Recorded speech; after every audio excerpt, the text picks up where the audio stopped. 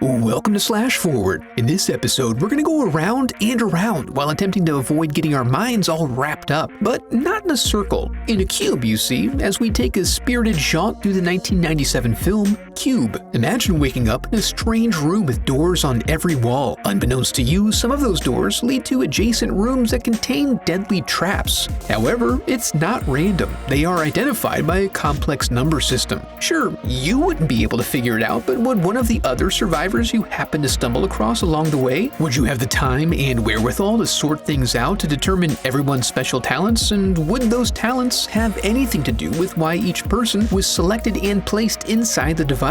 Man, I'm really not sure about that, but I am sure that, along the way, we're gonna have a few laughs and just maybe learn a few lessons. Be sure to comment with your best idea for how to navigate this labyrinthine hellscape, and hit the like button if, in the process of pondering it, you learn something about yourself. Let's get to it. We open unsettlingly on the closest close-up of an eyeball that's possible with modern technology, pulling back to reveal that it belongs to a man. He has awoken inside an unfamiliar chamber. Naturally curious, he spins a lever and opens a door that leads to an adjacent compartment. Swelling with pride over this discovery, he does this several times, choosing to finally enter one of them for reasons unknown. Despite the similarities of each cube, he remains cautious. His reluctance was prescient, as his first and only step forward results in his body becoming conveniently cubed for efficient storage. We then cut to a couple more cubesters exploring rooms and trying to make the best choices they can. With limited information, they opt to group up and work together to avoid traps. Before long, they discover that they're in the party room where all roads converge, apparently. Momentarily safe, they gather their thoughts as Ren sacrifices future foot comfort for the sake of ruling out certain pathways. In comparing notes, they try to ascertain what the hell happened. They realize that they all blacked out at some point and then woke up here, with no further details available to them about where they are or why they're here. Quentin, a natural leader, helps Ren feel empowered by soliciting his advice on how to proceed. His intent is to head in a straight line to the end of the road, which he will do with relative safety due to the boot. Quentin, a cop on the outside, gives Levin a pep talk to get her squared away and ready as the group begins booting their way along. She finds some room numbers in a shaft and hopes they're not sequential, as that would indicate a buttload of rooms, and they only have a few days to survive without water. To help alleviate this, Ren tells Holloway to suck a button, but in a helpful way. Then a room with noticeable ozone indicates the boot is not always truth. Molecular chemical sensor. And as we all know, boots have no molecules. Quentin then puts together that Ren is the Ren, famous professional prison escapist. He's been in the paper. Anyway, he has the perfect skill set for this type of circumstance. His first jewel of advice: shut the F up and focus on numero uno. If they all didn't have boots he could use, he would have already left them behind. It's a good thing he shared this wisdom, because he then demonstrates the consequence of taking things too easy when he gets blasted in his face. And when they see him again, he is in extreme distress, as his head has been reformed into a little soup bowl that holds the bubbling, foamy remains of his face. But if this is his fate, the pro, what are the rest of them, they wonder? Then they also get caught up in trying to figure out the reason they were chosen for whatever this is. Levin and Worth claim to be a couple of boring normies, and Holloway the doctor criticizes Worth for being a porn dog, while Quentin puzzles over why Levin the student was allowed to keep her glasses. And since there's no such thing as a coincidence, Levin is encouraged to put her academics to the test, and she quickly recognizes trap rooms are marked by prime numbers. She can confirm this because she remembers all the prior numbers from the rooms she's passed through. Yep, just a typical math student from the local university. The boot then confirms what the brain has derived, and Levin begins to find her voice. Now they progress quickly, carried through by her infallible numerology, making their way through, but to where? They eventually take a break for some casual chit-chat, at which point Quentin shares that he has 3 kids. Poor woman, there's no way I'd survive that. She didn't either. Oh, I'm sorry to hear that. She's not dead. We're just separated. What is this conversation? Soon after, they hit the end of the road, a room with all adjacent prime numbers and only one door unchecked. Quentin climbs up to scope it out, but finds it already occupied by Kazan. His arrival now requires them to move a little bit more slowly to accommodate his anxiety and color preferences. As they move through, they ponder who the mastermind may be. Quentin suggests some sort of rich psychopath, but Holloway finds this laughable. But her hubris is quickly punished when she jumps down and chokes on her button. Great, now she has to wait until it passes to suck it again. With each new room blending with the last, they get a bit too casual, and Quentin finds himself inside a razor wire contraption. He manages to dive out with only a partial leg shave, but they also recognize that they can no longer trust the prime number hypothesis. Quentin has a sneaking suspicion that Worth knew the trap was there, but he lets it go, and when they all regroup, they take a rest so Levin can try to work things out. Unfortunately, this experience has turned her from a meek church mouse into a bossy little know-it-all who complains about everything, like when Kazan starts peeing inside their room. When Worth starts up again with his nihilism, Quentin has another go at him. He expresses his utter disdain and suggests that if nothing means anything, why didn't he just jump into a cube? Which of course he does not. Quentin riles him up enough to cause him to slip up and reveal that he has some knowledge of this place, although he contends that he was only contracted to design the outer candy shell. He knows nothing specific because they were all compartmentalized and worked on only one piece. This sounds a lot like governmental conspiracy, so Holloway gets jacked up at the thought of being correct in her assessment, but Worth suggests it was just a thing that came together with no grand purpose and no real intention,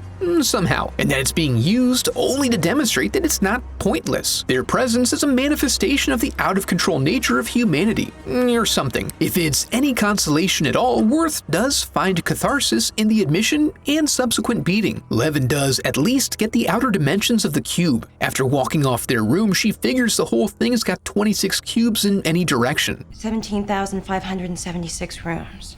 She then realizes that the numbers are Cartesian coordinates, but if that's true, she started in a room that should have been outside the cube, but at least they have a general idea of how far along they are, although there is still the ever-present danger of traps. Unwilling to backtrack after coming this far, and working out that the next room is set off by noise, Quentin insists on traversing it with Worth taking the lead. They then begin the process of slowly and quietly descending into the blue box. Worth lucks out and at the first room he checks passes the boot test, so they're all lowered in. Kazan puts it on hard mode as he comes down on the opposite side of the room, and then also doesn't watch his step very well. Luckily, they're able to turn the crank to release him. Quentin comes down last at the exact moment that the lower door makes its final turn on its own, but this doesn't set off the trap. However, when Kazan expresses his excitement, it does give Quentin the chance to look like a total badass for the second time. Now that he's all geared up, he and Holloway have it out over the differences between progressive ideals and authoritarianism, resulting in a complete loss of control that degrades his trustworthiness as a leader. Once that nasty business is wrapped up, Worth opens the next door to reveal the darkness of the outer shell. With nothing out there and nothing to hold on to, Quentin suggests they swing around in the dark to see if they can find a way down.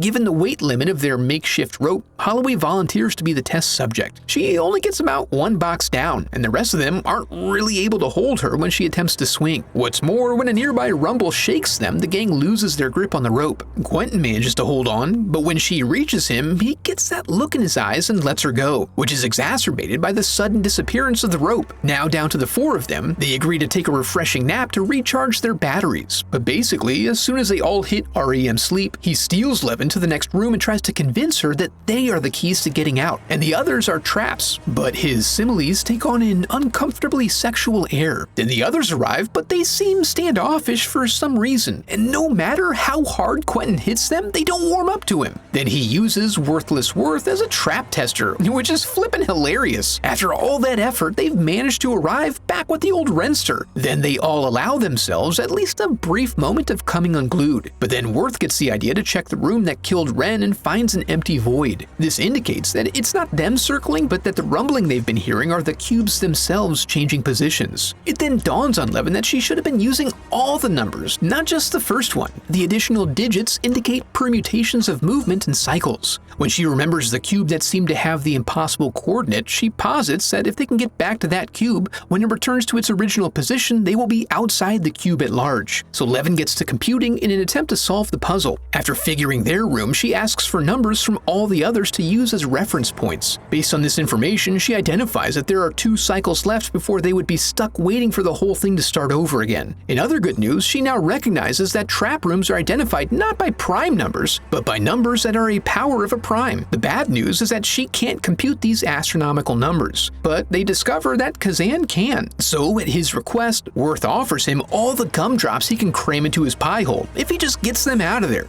I don't like the red ones. That's not the point. They confirm the next room is safe, but not if it's the correct room, but they go in anyway. They begin moving quickly, and Worth makes an attempt to free them of the hassle of Quentin's volatile paranoia by dropping him into a cube. Then they really get going until eventually, and apparently through pure luck, they find their original cube, indicating of course that if they had worked things out to begin with, they didn't have to move at all. They are waylaid when Kazan fails to cross over in time. His screams indicate that he's not far, so Worth goes to retrieve him as Levin confirms their location and reveals the next room should take them to the bridge. They all pile in and get yeeted into oblivion. After the final move, they transfer into what they presume to be the bridge. Sure enough, when they open the door, they're greeted by the blinding white light of heaven. But Worth isn't feeling so great. He's morose and decides that there's not really anything out there waiting for him to give his life meaning. This works out well as Quentin appears and shares his new philosophy that freedom is only for the strong, and he starts getting stabby. But after he drops his implement and attempts to leave, Worth catches him by the heel and holds on just long enough for the rooms to start back up again, converting Quentin into a humble wall smear. Then Worth lays down and dies as Kazan wanders off in search of gumdrops. Cube is a very interesting and unique premise for a horror film, and I think they did a really good job of putting this together and making it look so good despite the small budget. The acting was a bit stage theater at times, but I think the primary shortfalls of the movie arose from the attempt to cram so much story into the standard time frame. It required them to move along at a fairly high pace and left a lot of questions in my mind. I enjoyed the idea that they don't know why they're in the cube or who is responsible for it. I don't think that needs to be explained. But then, in that vein, they probably didn't need to spend as much time talking about it. It would have been better to use that time to explain or show the characters setting some establishing rules to help bring the movie together. For instance, they seem to move in and out of rooms fairly directly. They didn't check every door each time or really discuss what direction they were going or why. If they set that up at the beginning so we know it's part of their method, it wouldn't need to be shown each time, and it would demonstrate that their progression is not sheer luck. Also, in regards to the movement, it was interesting to have different methodologies for identifying safe and unsafe rooms. However, the way they went about revealing those changes made it seem like the success they had experienced from their prior methods was also basically the result of sheer luck. If you know the numbers mean something, why not spend more time sorting out what they mean? Also, if they're meaningful, why would you ever assume that only one of the three numbers is useful? If you're wrong about how the trap rooms are identified, how the hell did you make it so far without finding that out the hard way? Maybe it has something to do with the relationship between prime numbers and factors of prime numbers that they essentially worked the same. But I'm not mathematically literate enough to be able to confirm that, and they didn't make it seem like that was the case. In addition, it seemed odd, given the limited time that they had, that they weren't proceeding under a general principle to guide them in streamlined decision-making. Ren indicated he was going in a straight line to the end, but after what they sorted out later about the size and quantity of the cubes, it seemed like it would have made sense to adopt a rule like go down every time you have the opportunity to go down. We do learn that this wouldn't have gotten them out, but they didn't know that until much later. The mere presence of downward doors indicates that you're some distance up, so why would you assume that when you reach the edge, you won't be so high that you can't get down? Aside from that, the only other real criticism I would have comes from the weird continuity errors they introduced into the film. There are characters who should have seen each other at certain times but didn't, or Quentin showing up out of nowhere at the end. How did he find them, let alone enter the room without being noticed? There are a few things like this throughout, but I think these are minor gaffes overall because the way the story is presented is interesting enough that some of these elements, likely added for stylistic or dramatic purposes, are easily ignored. Before we go, I'd like to give a huge thanks to my donors, memorialized in the Hall of Headshots.